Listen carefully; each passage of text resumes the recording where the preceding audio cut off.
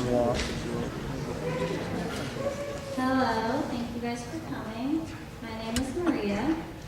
My name is Sophia. And tonight is a performance with the kids from MSD in here at William Woods. And first is our teacher, Becky Davis.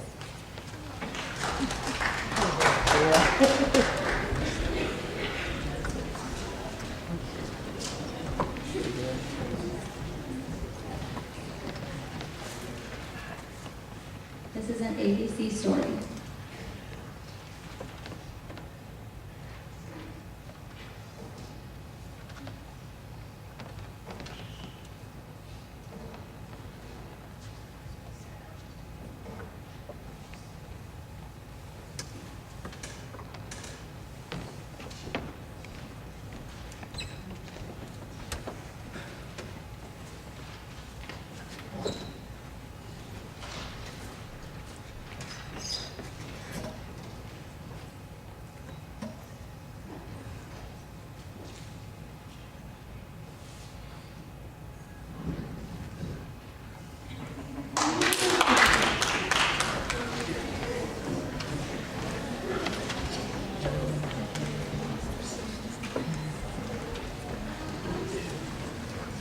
Now we have Stephon Scott, who will be doing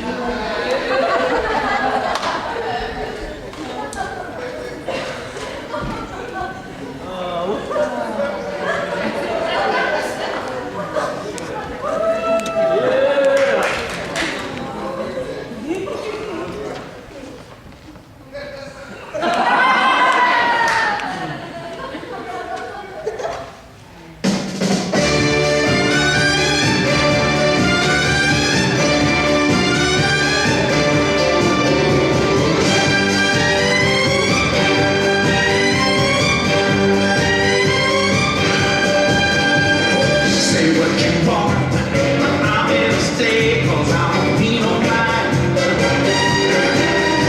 You can go where you gonna, but don't get in my way. I don't need no mind.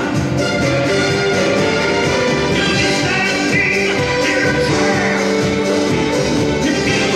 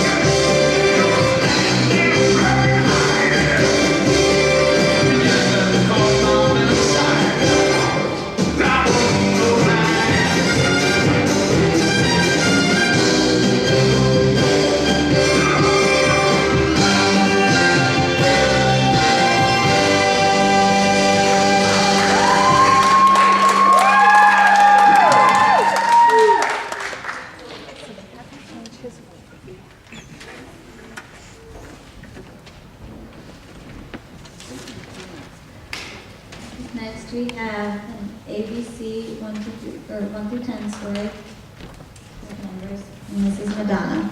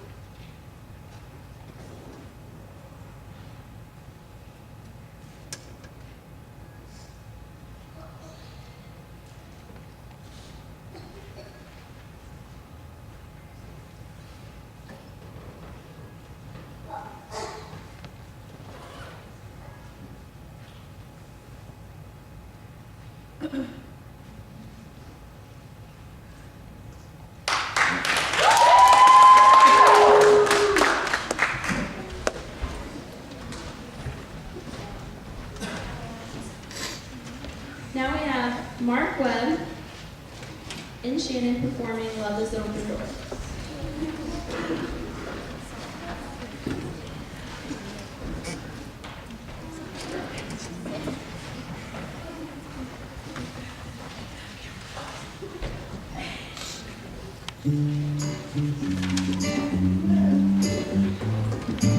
Okay, can I just say something crazy? I love crazy. All my life has been a series of doors in my face, and then suddenly I bump into you. I was thinking the same thing, because I've been searching my whole life to find my own place. And maybe it's the party talking or the chocolate fondue. But with you, I feel fine. I see your face, and it's nothing like I've ever known before. Love's an open door.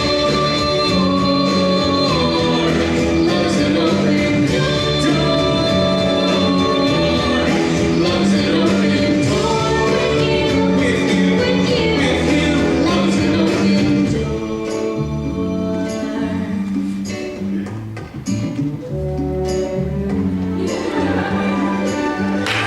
I mean, it's crazy.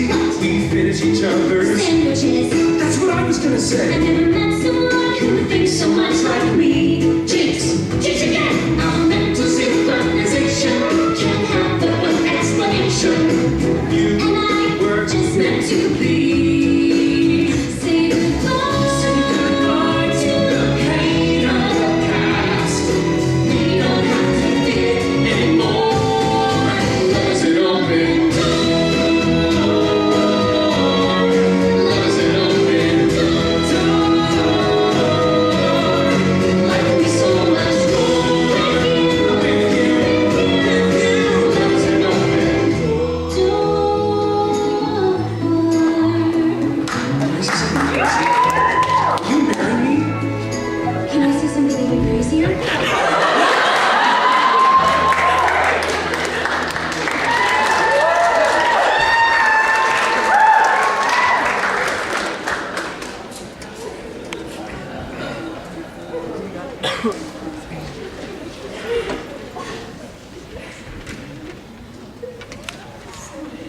Next performance is a dance with two people, Avalon Saxton and Naja White. They're doing Shake It Off.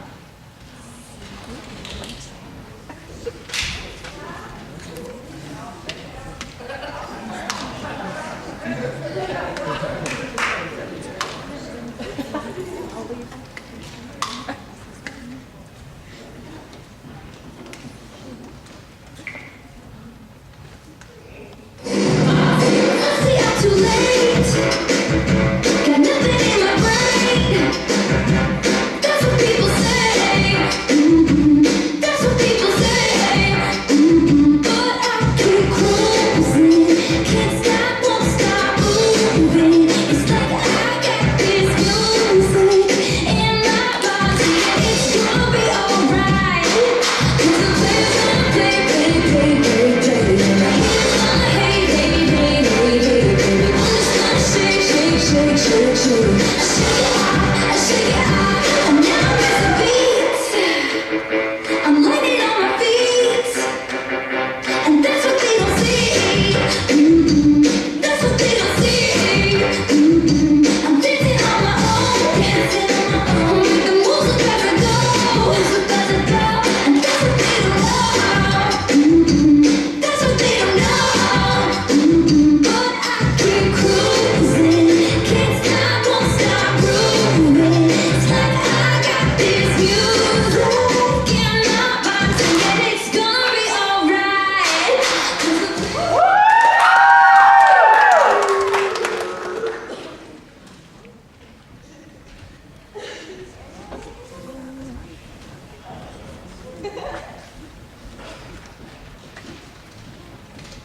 Now we have Chaucer performing a song.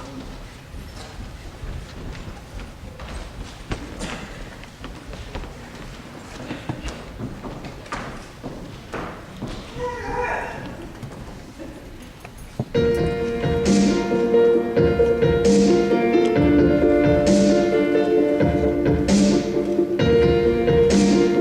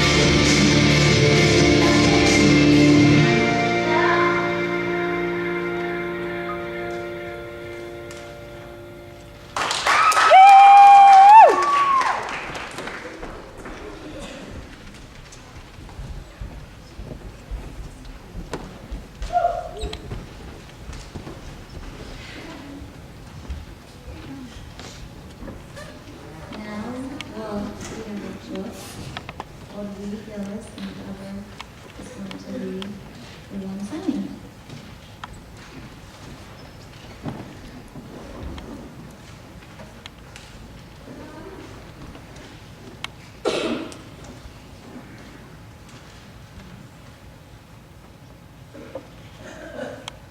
We Gillis lived in Scotland.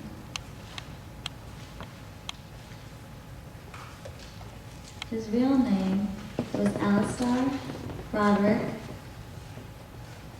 Craigletchy Dalhousie Gowan Donny Bristol Macnac.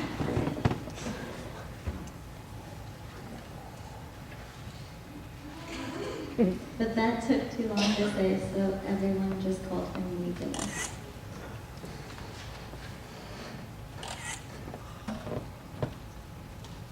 His mother's relations were all lowlanders. They stayed down in the valleys and raised long-haired cows. His father's relations were all Highlanders. They stayed up in the hills and stocked stags. Wee Gillis didn't know which he wanted to be, a lowlander or a Highlander.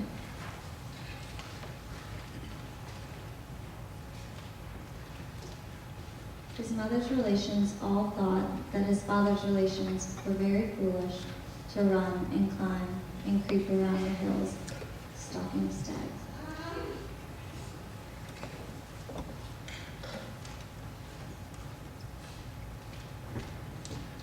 His father's relations all thought that his mother's relations were very silly to drive and call and milk their long-haired cows.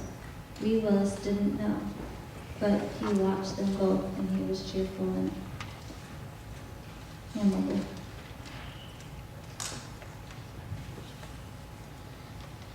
For 1 year, he went to live in the lowlands with his mother's relations. Every day he rose early and ate a large bowl of oatmeal. Then he drove the long-haired cows out along the valleys, and at night he called them and drove them home again in time for his mother's relations to milk them.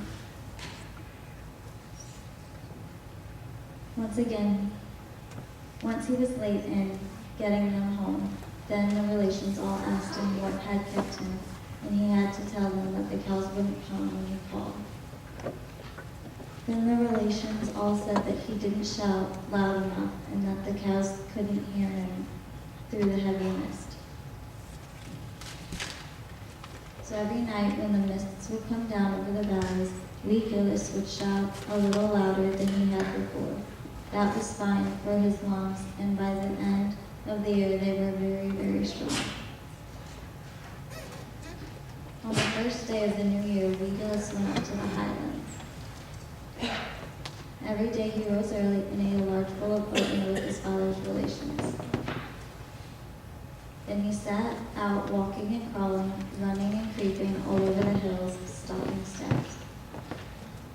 He would hide behind thistles and sit on the heather, and sometimes he would have to be so quiet for hours at a time that he would have thought he was a stone. Once again, he was stalking.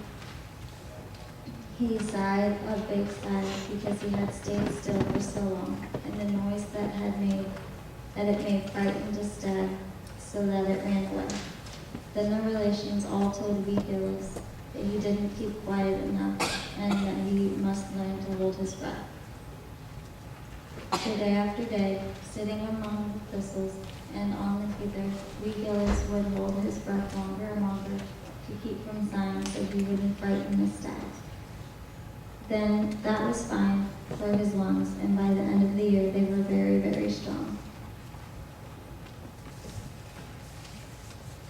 So year in and year out, Wee Gillis would take turns calling the cows in the lowlands and stalking the stags in the highlands, and all the while his lungs grew stronger and stronger. On the last day came when he must make up his mind and decide forever which he would be, a lowlander who called cows or a Highlander who stalked stags.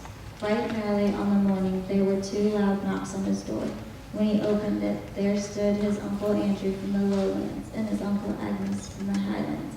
Gillis put on his coat, and in a hurry away they went on out and they walked and walked, not saying a word, down through the valleys and up over the hills until they found just the right spot for deciding. Then his Uncle Andrew and his Uncle Agnes stopped and stood very still. They turned to wee Gillis. He was exactly halfway up the side of the medium-sized hill, not in the lowlands and not in the highlands, just in the middle, and he had to choose forever. Gillis looked down and Gillis looked up. Then he looked at his uncles and they began to talk. First they pleaded and then they begged, very softly and very quietly, one at a time, and they politely waited for each to finish what he had to say before the other began. But still wee Gillis could not decide. The uncles' voices grew louder and louder, and they didn't wait for each other to finish talking anymore, but shouted and screamed and yelled until they jumped up and down and stomped their feet. You could hear them shouting all the way down the valleys and all the way up the hills. Suddenly his uncle stopped jumping and shouting because a very large man had come up behind them. He was carrying something brown and big, but he had put it down beside a rock, and then he looked at wee Gillis, and then at Uncle Andrew, and then at Uncle Angus. When they were very quiet, he sat down on a rock.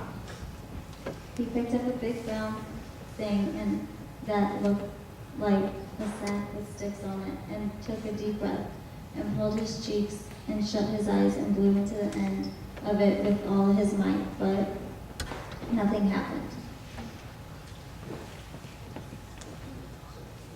He shook his head sadly and tried again, but nothing happened. And then he was very sad, and he said so.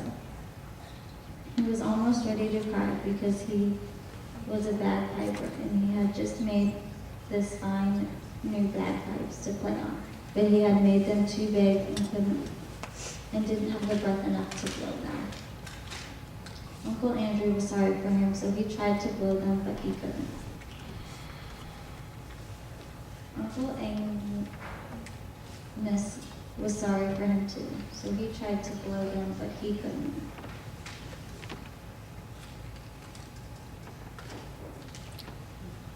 So they all sat down on the rocks and were sad together. Wee Gillis wished that his uncles would ask him to try, but they didn't. So he just stood and looked as though he would like to. After a long time, the large man noticed him and shook his head, slowly, but because wee Gillis looked so wanting to, the large man asked him if he would like to try. Wee Gillis said, "Hey," so yes he did.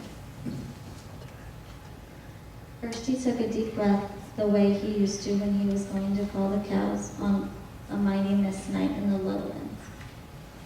Then he held it the way he used to when he was sitting very still stalking the stacks in the highlands.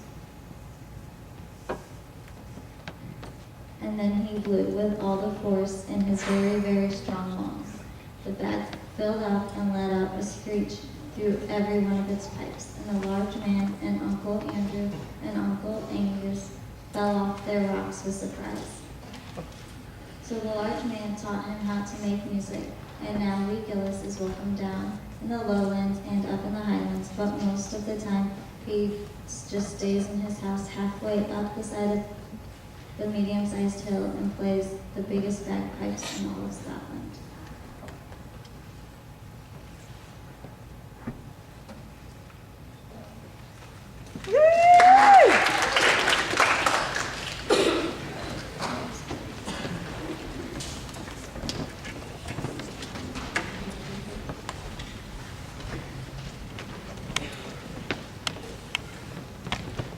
Now we have Nicole doing Slide Sweet Loyalty.